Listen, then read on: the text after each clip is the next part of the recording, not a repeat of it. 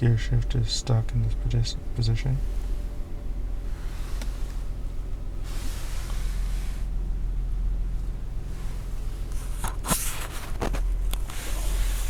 Open the door and get the warning. Theoretical. Alright.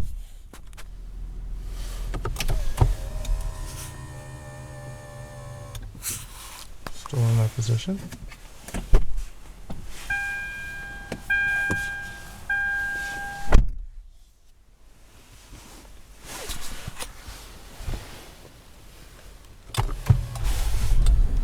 Starts in that position.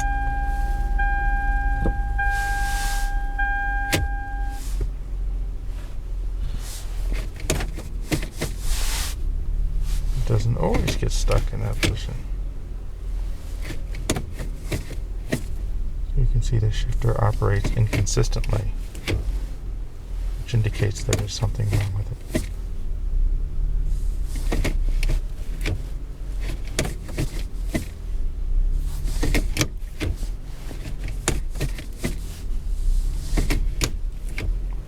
Working correctly. If I try to force it into the corner, oh, well, this time it will get stuck. Normally it will work correctly.